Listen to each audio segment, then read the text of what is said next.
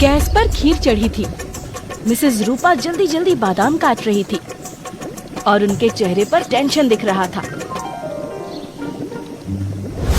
चावल बर्तन में चढ़ाए, उसमें बादाम भी मिलाए, चलो खीर बनाए, चलो खीर बनाए, चलो खीर बनाए। मम्मी मम्मी, क्या हुआ? ऐसे क्यों चिल्ला रही हो? लड़के वाले आ गए क्या? नहीं मम्मी, वो तो बस भगवान आज कोई गड़बड़ ना हो, बस मेरी बेटी मिंटी का रिश्ता पक्का हो जाए तो आपको लड्डू चढ़ाऊंगी। तभी चूल्हे की लौ फुट-फुट करने लगती है। रूपा घबराकर नॉब घुमाती है, लेकिन लौ और कम हो जाती है और चूल्हे की आंच छोटी और लाल हो गई थी। नहीं नहीं, अभी नहीं, अभी न जाओ छोड़कर। लगता है सिलेंडर दम तोड़ने वाला है। अब क्या होगा मिंटी? अभी तो खाना बनाना भी बाकी है। मम्मी चिंता मत करिए, मैं वही बताने आई थी कि बाहर सिलेंडर की गाड़ी आई है। वो राजू बाहर आया है। गुप्ता के घर से थोड़ी दूर एक पुराने पेड़ के नीचे 3 लड़के खड़े थे, जिनका नाम था जोगी, मोंटी और पिंटू। तीनों मवाली किस्म के थे। तो सभी ध्यान से सुनो भैया, हम तो पहला ही से कान से सुनते हैं। अबे कान से तो सभी सुनते हैं, तुम ध्यान से सुनो पहले। हाँ, तो आज का हमारा टारगेट है वो सामने वाला गुप्ता का घर। बस किसी तरह उस सोने की गुफा में घुसना है। फूफा में? भैया हमारे फूफा तो नहीं है यहाँ पर। अरे कोई उसके कान में ढक्कन लगाओ। भैया इसको जाने दीजिए, हम आपकी बात समझ गए हैं। ई बार नंबर है उस घर का। आज हम चुराएंगे लाल सोना। टमाटर नहीं गधे, गैस सिलेंडर। इंटरनेट पर खबर है कि एरिया में सिलेंडर की भारी कमी है। एक सिलेंडर ब्लैक में 4000 का बिक रहा है। हाँ भैया, वैसे भी ये गुप्ता पैसे वाला है। इसके यहाँ 4-5 सिलेंडर तो रखे ही होंगे। मतलब 4 गुने 5 करे तो अब 20,000 और आपस में तीनों बांटे तो अब 6,666 रुपए। वाह भाई, गणित तो अच्छा है तुम्हारा। वो सब तो ठीक है, पर दिन में चोरी करता हम लोगों को किसी ने देख लिया तो? अरे कहाँ से दिखेगा? वो देख सिलेंडर की गाड़ी आई है। सबके सब वहाँ भीड़ लगाए खड़े हैं। और बेटा तू किस काम का है? नीचे खड़े होकर रखवाली करना हमारी। राजू डिलीवरी बॉय अपनी गाड़ी के साथ खड़ा था। गाड़ी में सारे सिलेंडर खाली, बस एक भरा हुआ सिलेंडर दूसरे कोने में रखा था। राजू कान के पीछे पेन फंसाए एक के बाद एक नोट गिन रहा था। सिलेंडर को देखकर रूपा और उसका पड़ोसी राहुल तेजी से गाड़ी की तरफ दौड़ लगा देते हैं। नमस्ते आंटी। खुश रहो बेटा। ए राजू, एक सिलेंडर देना जल्दी से। हाँ, मुझे भी जल्दी देना। थोड़ी देर में मेरा इंटरव्यू है। सुबह से एक कप चाय तक नहीं नसीब हुई है। का है ना मैडम जी, अब गाड़ी में एक आखिरी सिलेंडर बचा है। बताइए किसको ज्यादा जल्दी है, उसी को दे देंगे। मुझे। राहुल और रूपा जी के घर से कुछ दूरी पर गुप्ता का घर था। गोगी के हाथ में एक रस्सी और एक बड़ा सा कपड़ा था। सुनो, मैं पाइप से चढ़कर ऊपर जा रहा हूँ। रस्सी फेंकूंगा तो अब पिंटू तुम भी आ जाना। और मोंटी तू यहाँ नीचे रहकर आने जाने वाले पर नजर रख। गोगी पाइप के सहारे चढ़कर बैल्कनी में जाने की तैयारी में था। वो धीरे धीरे पाइप से ऊपर की ओर चढ़ता है और ऊपर बैल्कनी तक पहुँचने के बाद रस्सी फेंककर पिंटू को ऊपर आने का इशारा करता है। पाइप पर चढ़कर ऊपर जाना पिंटू के बस की बात नहीं थी, इसलिए गोगी ने उसके लिए रस्सी फेंक दी। रस्सी के सहारे पिंटू कुछ ऊपर तक आ जाता है। ये भैया भी ना कमाल करते हैं और हमको बेवकूफ बोलते हैं। ऐसे ही चले गए सिलेंडर लेने। अरे पहले पता तो करो कि घर में कोई है भी कि नहीं। मोंटी घर के दरवाजे की तरफ बढ़ने लगता है। गोगी रस्सी के सहारे अब भी पिंटू को ऊपर खींचने की जद्दोजहद में था कि तभी उसकी नजर मोंटी पर पड़ी, जो घर के दरवाजे की तरफ बढ़ने लगा था। अरे ये क्या कर रहा है? ए मोंटी मोंटी रुक। मोंटी नीचे घर के दरवाजे पर कान टिकाए घर की रेकी करने लगता है कि तभी गलती से घर का डोरबेल बज जाता है। गोगी डरकर रस्सी छोड़ देता है। पिंटू धड़ाम से नीचे गिर जाता है और गोगी भी जल्दी से नीचे कूदता है। रूपा और राहुल एक दूसरे के सामने अपनी अपनी बात रख रहे थे और राजू चुपचाप उन दोनों को देख रहा था। तभी अचानक पैरों के दौड़ने की आवाज सुनाई दी, जिससे उन सभी का ध्यान उस ओर चला गया। उन्होंने देखा कि 3 चोर तेजी से भाग रहे थे। हालांकि वो सब अपनी बहस में इस कदर डूबे हुए थे कि उन्होंने उन चोरों पर कोई खास ध्यान नहीं दिया और दोबारा अपनी बातों में मशगूल हो गए। राजू, मैंने 2 दिन पहले ही सिलेंडर की बुकिंग की है। अरे तो मैंने भी 10 दिन से बुकिंग कराई है बेटा, पर कमबख्त ये राजू पता नहीं कहाँ मर गया था। मैडम जी, मर नहीं रहे थे, लड़ रहे थे। एक गरीब लाचार आदमी अपनी जिंदगी से लड़ ही तो सकता है, और क्या ही करेगा। बस बस ये बातें मत बनाओ, लाओ ये सिलेंडर मुझे दो। ठीक है, ले लो। अरे क्या ले लो? अगर ये सिलेंडर आंटी लेकर जाएंगी तो मैं क्या लेके जाऊं तुमको? ए भैया, 2 वक्त की रोटी के लिए तो आप दोनों हमको जान से ही मारने पर लगे हैं। अरे काहे पीछे पड़ गए हैं हमारे?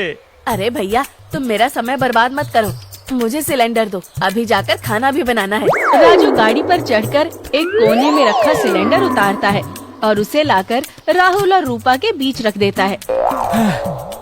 ई लो सिलेंडर, जिसको दम है उठा लो और लेके जाओ। अरे क्या बकवास कर रहा है? अब एक सिलेंडर के लिए मैं बच्चे से कुश्ती लड़ूं? नहीं आंटी, लड़ने की कोई जरूरत नहीं है। आप ये मुझे ले जाने दो, मेरा ऑनलाइन इंटरव्यू है, मुझे चाय बनानी है। बेटा, लैपटॉप के अंदर घुसकर उसको कैसे चाय पिलाएगा? नहीं पिला पाएगा ना।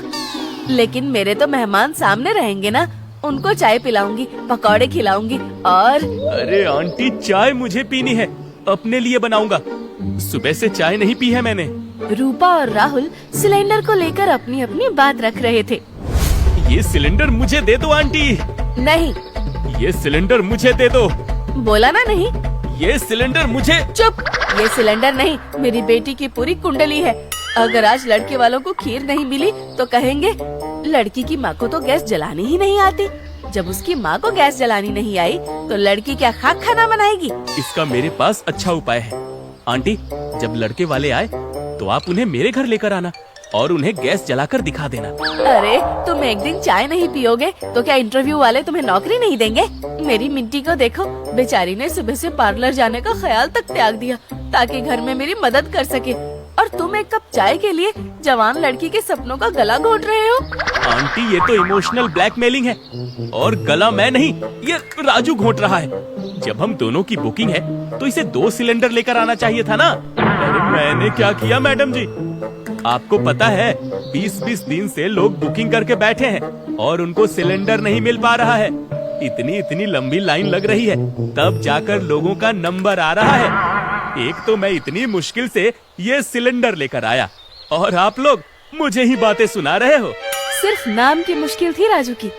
आखिर राहुल के हक का सिलेंडर यही तो बेच आया था किसी दूसरे को ऊंचे दाम में। बाप रे, अगर इनको पता चला कि मैं इनका सिलेंडर बेच आया हूँ तो ये दोनों तो मुझे सिलेंडर पर बैठाकर उड़ा देंगे, वो भी बिना लाइटर के। आंटी, जिद छोड़ दो।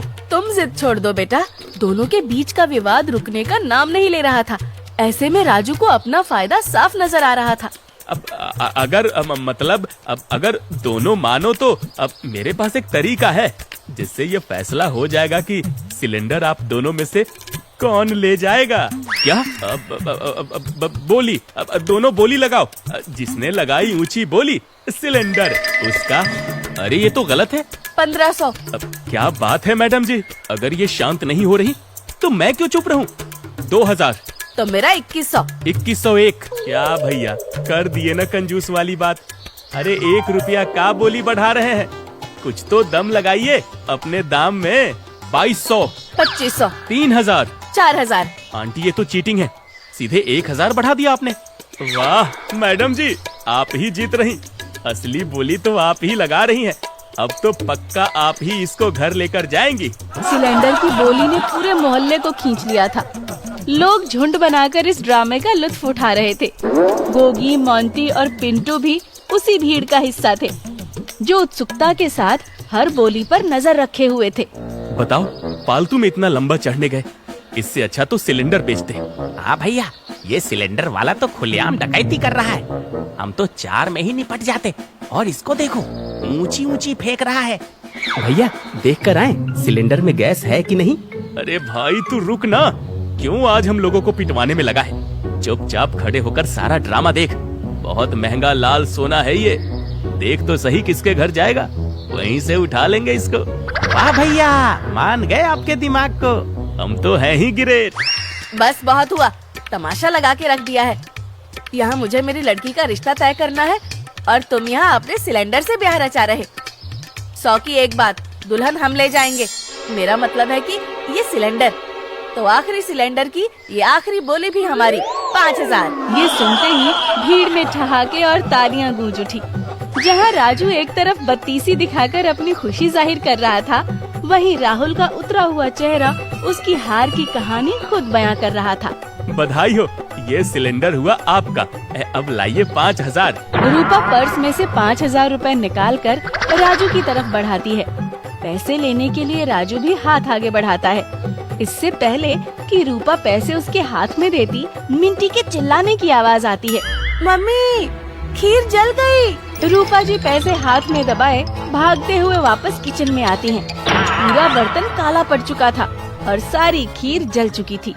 किचन से बदबू आ रही थी, जिसके कारण किचन में आते ही रूपा जी ने अपनी नाक सिकोड़ ली। हे भगवान, इस सिलेंडर के चक्कर में तो मेरी बनी बनाई खीर भी जल गई। कितना नुकसान हो गया मेरा।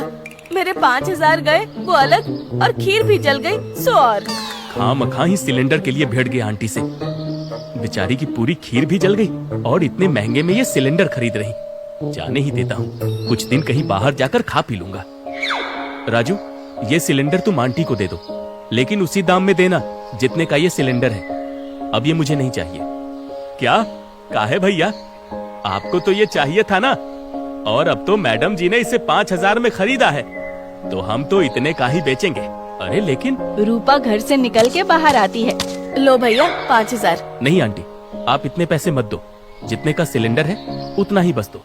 ठीक है भैया, अगर ऐसी ही बात है तो फिर ये सिलेंडर हम किसी को नहीं देंगे। अगर इसको लेना है तो फिर हमारा मुंह मांगा दाम ही देना पड़ेगा, वरना इसको तो भूल जाओ। शर्म नहीं आती तुम्हें? चंद पैसों के लालच में इंसानी मजबूरी का मजाक बना रहे हो। कल को तुम्हारे घर में कोई बीमार हो और तब तुम्हारे आगे कोई दवाई की कालाबाजारी करेगा ना, तब तुमको अहमियत होगी। और नहीं तो क्या, अगर इंसान ही इंसान की मजबूरी का फायदा उठाएगा तो फिर ये इंसान जिएगा कैसे? अगर सही दाम पर तुमने सिलेंडर नहीं दिया ना तो पुलिस में शिकायत लगा दूंगी, और फिर ये सिलेंडर लेकर जेल में बैठना और उधर ही बोली लगाना, एक डंडा 500 का। अब तक भीड़ और बढ़ चुकी थी। लोग धीमी आवाज में फुसफुसा रहे थे और राजू की हरकत सुन रहे थे। उनमें से एक ने कहा, अरे ये राजू तो हमेशा से ही ऐसा है। पिछली बार इसने मुझसे भी ज्यादा पैसा मांगने की कोशिश की थी। अच्छा हुआ आज पकड़ा गया। हाँ हाँ, 4 डंडे लगाओ इसको, सारी अकल ठिकाने आ जाएगी। तभी भीड़ से चीखते हुए मोंटी बोला, खबरदार, अगर किसी ने चोरी, कालाबाजारी या डकैती कुछ भी की तो मैं उसे पुलिस के हवाले कर दूंगा। ए, पागल है क्या? हम खुद भी तो चोर है ना। ना भैया, अब नहीं। अरे आप सब तो नाराज हो गए। अब मैं तो बस मजाक कर रहा था। ले जाइए। अब नहीं, आप मत ले जाइए।